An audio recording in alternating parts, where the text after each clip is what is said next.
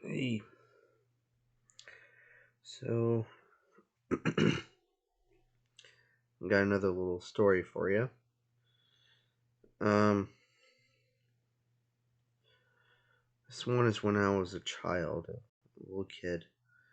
I've had a lot of uh, nightmares as a kid, followed by like oppression, being pushed down into the bed,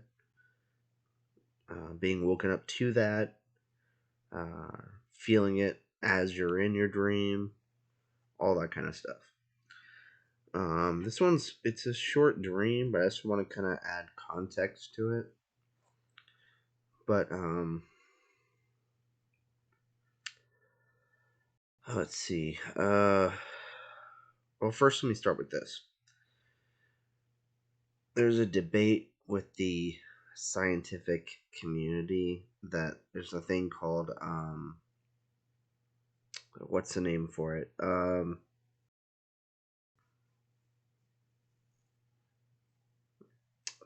What is it? Jeez, I just had it and I lost it. Give me a second. Um,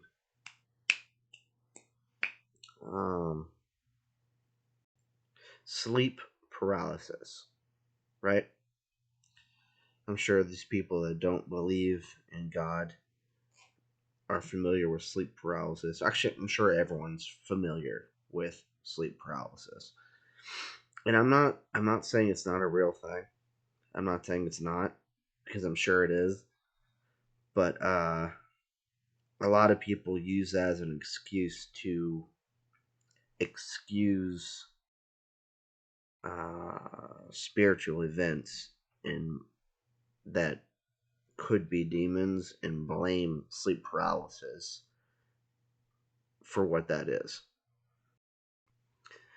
Um, and this happened to me like a lot when I was a kid.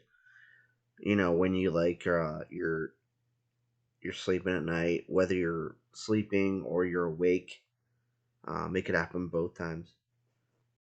Um, well, I guess that kind of defeats the scientific method, sleep paralysis, because if you're awake, how does that happen? You're not sleeping because it's happened when when I was awake and when I was asleep. So it's not always sleep paralysis. I guess they can invent a new term, awake paralysis, but I think it's something more than that. I think it's actually a demonic presence pushing down on you. Um, if you watch the Travel Channel and all the paranormal stuff, you know what I'm talking about because it is real and it happens. And when I was a kid, it happened a lot to me. A lot. Um, to this day, I'm still a little bit scared of the dark. Not as much as I used to be, like when I was a kid. Obviously, I'm an adult now, so it's like whatever. I know Jesus. In the name of Jesus, you're gone, and boom, it's gone. So it's not that bad, but it's still a little freaky. But anyways, all that aside, I had this one dream this one time where let me say this. There was this house I grew up in DeLand. It was in Daytona Park Estates, and that's where I grew up. I spent like at least 18 to 20 years of my life in that house, and that's where a lot of the stuff went down. And um, where was I going with this? Um, hmm, I don't know. Either way, the dream. Um, it's a short dream. I oh, that's right. So in the dream, it was with me and my sister, my brother. We made forts in the woods. That's what we did for fun. Kids these days, they play the games and all that kind of stuff inside. We like to be outside. We are always outside. We'd use these like gigantic like clipper things that could probably cut your finger off, but we used them anyways. We'd go into the woods and we make trails, make forts. That's what we did for fun. We'd sweat our ass off, get bitten by ticks and mosquitoes and all that. That's what we did. But anyways, so in my dream, we were on our street in one of our forts because we had a fort to the right of our house in this area of the woods. We had two in front, one down the other street to the left, and then like two in the back.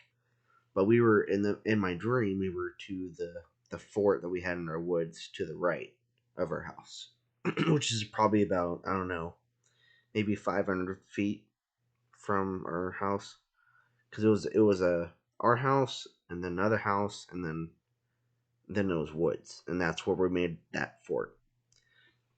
So my dream, we were in that fort back there, and my sister told me she wanted to race me home because it was getting dark, and it was still light out in my dream. It was still light outside. It was like if you were trying to like visualize it, maybe like 5 p.m. It wasn't like dark, but it wasn't light either. If you come from like a fall point of view, she wanted to race me home. So I was like, all right, let's race home. I knew I was going to win because I'm faster. I was always faster than my brother and my sister. Well, me and my brother were close, but that's that's neither here nor there. But anyways, I knew I was faster than her, and she wanted to race me home. So we were gonna run home. So we were running out of our fort in the woods, and she just blasts me and beats me home, and she's already inside the house by the time I get to our yard.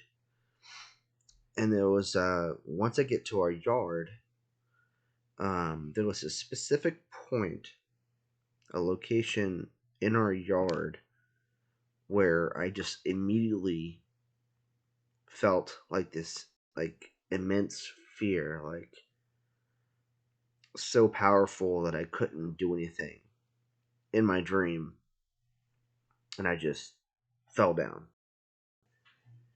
and I just kind of like just laid there in the dream. I just fell down and laid there because the